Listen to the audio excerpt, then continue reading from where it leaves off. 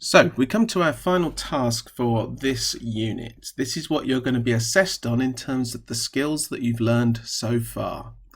What we have created here is a spot the difference image. If you look carefully between these two images, you'll notice that I've created quite a large number of differences between them. I've done this using the techniques and only the techniques that we're using so far in this course.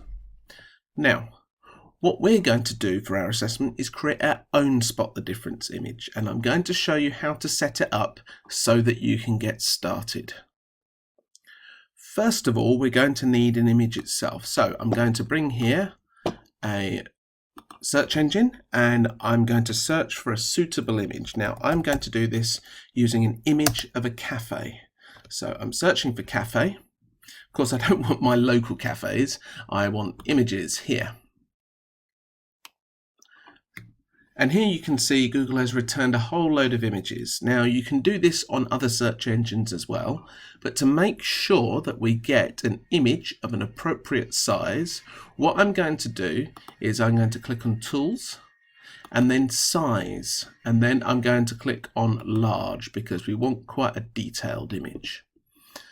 The great thing about images like this for doing a spot the difference is they contain lots and lots of features. If you use a very plain image, like one of these coffee cups, it's quite hard to create a spot the difference.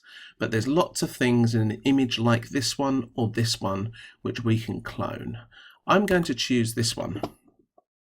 And we wait until the image fully downloads. There we are. I can right click, copy the image, and now I'm going to paste it into GIMP.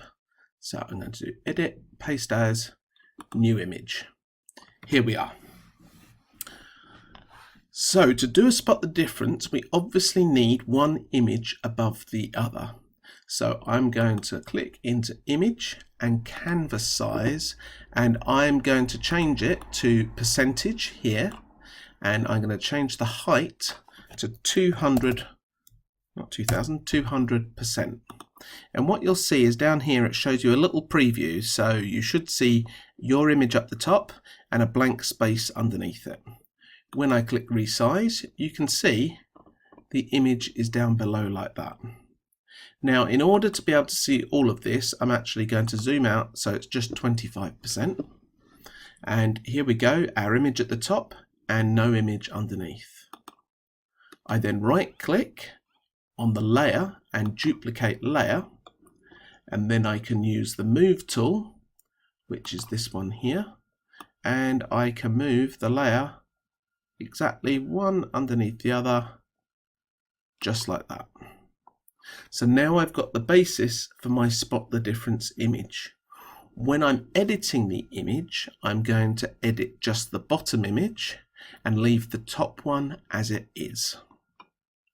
So that is how we're going to set up, and we just carry on from there by zooming in, maybe go into 100%, and I can start editing and changing things, adding more objects, rubbing things out, adding things that were never there in the first place. Maybe I could change what's in these posters or something like that.